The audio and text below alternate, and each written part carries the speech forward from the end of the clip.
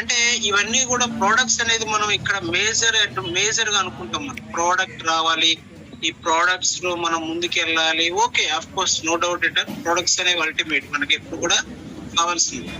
But rest of the part ఏంటంటే products అనేవి ఎంత వాల్యుబుల్, ప్రోడక్ట్స్ కంటే కూడా పే స్ట్రక్చర్ అనేది ద మోస్ట్ వాల్యుబుల్. ఇక్కడ పే స్ట్రక్చర్ ఎట్లానో చెప్తా చూడండి. ఇప్పుడు మన వెబ్సైట్స్ క్రియేట్ చేయాలి. మన వెబ్సైట్ క్రియేట్ చేసిన తర్వాత, ఇది అఫిలియేట్ సిస్టమ్ లో ఉన్నటువంటి ఒక ఐటీ కంపెనీ. ఈ యొక్క వెబ్సైట్స్ ని, ఈ వెబ్సైట్ ని ఫస్ట్ మనకి వెబ్సైట్లు క్రియేట్ చేయాలి. వెబ్సైట్లు క్రియేట్ చేసిన తర్వాత వీటిని ఆటోమేషన్ లో పంపించాలి. ఆటోమేషన్ లో పంపించిన తర్వాత వచ్చే ట్రాఫిక్ వస్తుంది. ఆ వచ్చే ట్రాఫిక్ ని స్పెసిఫిక్ గా మనకి ఒక రిఫరల్ లింక్ స్ట్రక్చర్ తీసుకొని, ఆ రిఫరల్ లింక్ స్ట్రక్చర్ లో దాన్ని అటాచ్ అవ్వాలి. వచ్చే కస్టమర్ అక్కడ అటాచ్ అవ్వాలి. వచ్చిన తర్వాత ఆ కస్టమర్ కి ఒక 14 days గ్రేస్ పీరియడ్ ఇవ్వాలి. అతను ఏదైనా పర్చేజ్ చేస్తే అది ఈ కంపెనీ షేరింగ్ 50% కంపెనీకి వెళ్ళాలి. మనకున్న 50% లో టోటల్ బిజినెస్ సేల్ వాల్యూమ్ బట్టి, ఇక్కడ నాట్ అయిన లెవెల్స్ అండ్ ఇంకోటి ఏం కాదు. ఇక్కడ కంప్లీట్ గా వాల్యూమ్ అంటే బిజినెస్ ఎంత జరుగుద్ది, వ్యాపారం. ఒక అఫిలియేట్ సిస్టమ్ లో యూజర్స్ ఉంటారు. ఇక్కడ మనకి అఫిలియేట్ అనేది ఇంత ముందు మనకు ఉన్నటువంటి అప్డేట్, ఇప్పుడు వచ్చేసి యూజర్స్ ఉంటారు. యూజర్స్ ఎంతమంది ఉన్నారు? ఫర్ ఎగ్జాంపుల్, నేను ఒక మెడికల్ షాప్ లో కూర్చొని ఉన్నాను. ఇప్పుడు ఇక్కడికి యూజర్స్ నా కంటి ముందు 10 మంది వచ్చారు. అంటే యూజర్స్ ఎంతమంది వస్తారు, ఆ యూజర్స్ ఎంత పర్చేజ్ చేశారు. అంటే మన దగ్గర కూడా యూజర్స్, కస్టమర్స్, రీసెల్లర్స్ అనేది ఒక వర్డ్ ఉంటుంది. ఆ యూజర్స్ ఎంతమంది వస్తున్నారు, ఎంత వాల్యూమ్ క్రియేట్ చేస్తున్నారు, ఎంత సిస్టాన్ని మనం ఆల్గారిథం లో మనకు షేర్ చేయాలి. ఒకటి. రెండోది ఏంటంటే ఇదంతా కోఆర్డినేట్ చేయడం, దీన్ని కంపెనీకి షేరింగ్ చేయడం. వీటిలో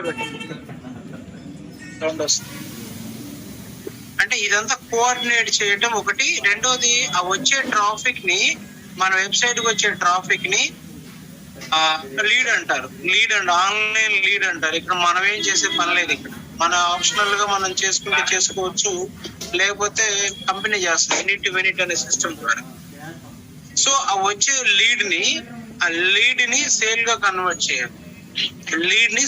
ఎలా కన్వర్ట్ చేయాలంటే దాని మళ్ళీ ఆ డేటాని మనకు ఆర్టిఫిషియల్ ఇంటెలిజెన్స్ అనేది ఫాలో అప్ చేయాలి. ఆర్టిఫిషియల్ ఇంటెలిజెన్స్ కి డేటా ఇవ్వాలి. అందుకే మనం సింగపూర్ లో ఆఫీస్ పెట్టాం.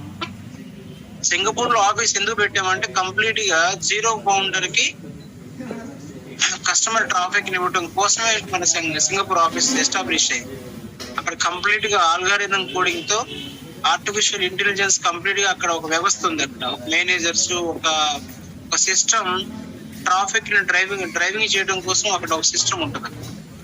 వాళ్ళందరూ మన వెబ్సైట్ కి వచ్చే లీడ్ ని సేల్ గా ఎలా కన్వర్ట్ చేయాలి, వచ్చిన సేల్ ని ఫస్ట్ సేల్ లో 100%, మనకు ఆశా చెప్పినట్టు ఫస్ట్ సేల్ వచ్చినప్పుడు ఏదైతే మీ వెబ్సైట్ లో ఫస్ట్ సేల్ జరిగిందో ఆ వచ్చిన సేల్ ని 100% మీకు ఇవ్వటం. సెకండ్ సేల్ నుంచి 50% కంపెనీకి, 50% యూజర్స్ కి పంచడం అనేది బిగ్గెస్ట్ టాస్క్. ఇక్కడ అతిపెద్ద ఇన్నోవేషన్. ఇక్కడ ఆన్ప్లస్ లో ఉన్నటువంటి ఇన్నోవేషన్ ఇన్వెన్షన్ ఏంటంటే ఇదే టాస్క్. ఇక్కడ ఈ టాస్క్ చేయడానికి సుమారు సంవత్సరాల పట్టు ఉంటుంది. నాకు తెలిసి 2 సంవత్సరాలు పట్టు ఉంటుంది. ఎందుకంటే ఎన్నో పే స్ట్రక్చర్లు తీసుకోవాలి. వాటిని మళ్ళీ ఎవరో కాపీ కొట్టకూడదు. మళ్ళీ పేటెంట్ తీసుకోవాలి.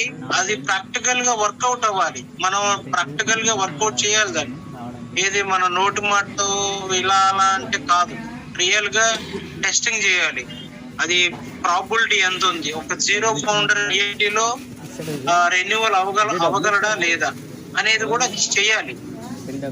నా దృష్టిలో ఐటీ కంపెనీ, ఆన్బేస్ ఐటీ కంపెనీ ప్రోడక్ట్స్ వీటికి ఒక 25% నేను ఒక స్కోర్ ఇస్తే 50% ఇస్తాను.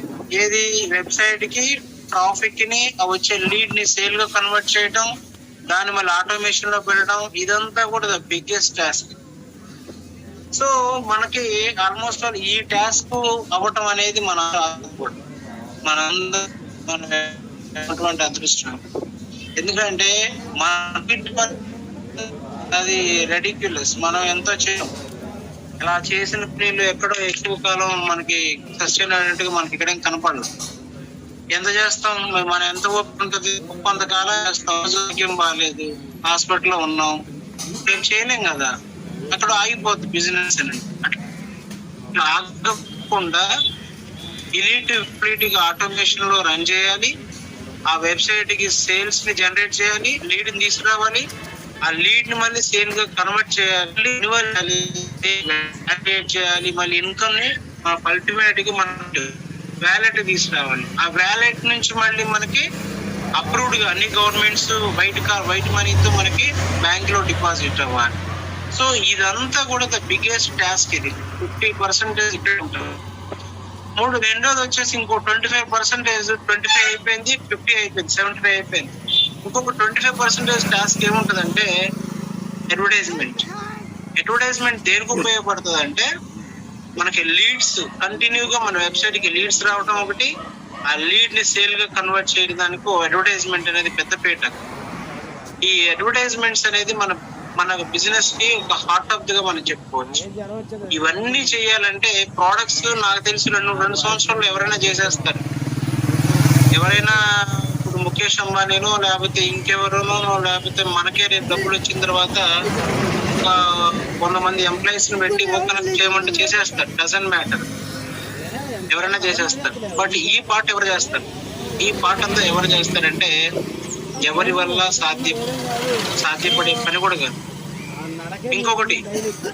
ఇంకొక విషయం చెప్తే ఇక్కడ ఉన్న సీక్రెట్ సాస్ ఏంటంటే మన వెబ్సైట్ లో వచ్చినటువంటి ట్రాఫిక్ వస్తుంది. ఒకవేళ మనకి పే స్ట్రక్చర్ లో ప్లాన్ 1, ప్లాన్ ఏ ఉంటది. ప్లాన్ ఏ కనుక వర్కౌట్ అవ్వకపోతే ఇది ఆటోమేటిక్ గా ప్లాన్ బి లోకి వెళ్తుంది, అంటే వేరే స్ట్రక్చర్ లోకి వెళ్ళిపోతుంది. ప్లాన్ బి కనుక ఎవరైనా హ్యాక్ చేసి ఏదైనా వర్కౌట్ అవ్వకపోతే మళ్ళీ ప్లాన్ సి లోకి వెళ్తుంది. అంటే చూడండి, దీన్ని హైబ్రిడ్ పే స్ట్రక్చర్ అంటారు. హైబ్రిడ్ పే స్ట్రక్చర్ అంటే ఈవెన్ 1% కూడా ఎక్కడ ఫెయిల్ అయ్యే ఛాన్సే ఈ కంపెనీకి లేనటువంటి ఒక స్కోప్ లేకుండా, అంటే 100% కూడా మనం గెలవటానికి సిద్ధమయ్యే ఒక అద్భుతమైనటువంటి హైబ్రిడ్ పే స్ట్రక్చర్ ని ప్లస్ వెబ్సైట్స్ ని ఆటోమేషన్ ని తయారు చేయటం అనేది బిగ్గెస్ట్ టాస్క్. సో దాన్ని మనం ఇవాళ ఇచ్చిపోయినాం. కాబట్టి ఆన్ ప్రెస్ ని బహుశా యాజ్ ఆఫ్ మై నాలెడ్జ్, నాకున్నటువంటి నాలెడ్జ్ ప్రకారం, సో మీరందరూ నాకంటే చాలా జీనియస్లు, మీకు కూడా తెలిసే ఉంటది. సో నాకు తెలిసినటువంటి సిద్ధాంతం ప్రకారం ఏంటంటే ఆన్ ప్యాసివ్ అనేది ఆన్ ప్యాసివ్ ముందు యుగం, ఆన్ ప్యాసివ్ తర్వాత యుగం. ఆన్ ప్యాసివ్ తర్వాత ఒక యుగం ఉంటుంది, ఆన్ ప్యాసివ్ ముందు ఒక యుగం నడిచింది. ఇప్పుడు మనం చూస్తున్నటువంటి ఇది ఆన్ ప్యాసివ్ వచ్చిన తర్వాత ఏంటంటే ప్రతి ఒక్కరికి కూడా ఆర్థిక స్వతంత్రం వస్తుంది. అంటే it mean I don't want to say మీకు కోర్టు వస్తే నేను చెప్పను, బట్ జీరో బౌండరీకి నెలకు ఒక 50,000 వచ్చినా, 30,000 వచ్చినా, 1,00,000 వచ్చినా ఎంత హ్యాపీగా ఫీల్ అవుతాడండి. అది పర్సిస్టెన్స్ గా రావటం అనేది తనకి యొక్క ఆర్థిక స్వతంత్రాన్ని నిలబెట్టుకొని తను ఒక బెటర్ లైఫ్ ని జీవించడానికి మాత్రం ఖచ్చితంగా ఉపయోగం.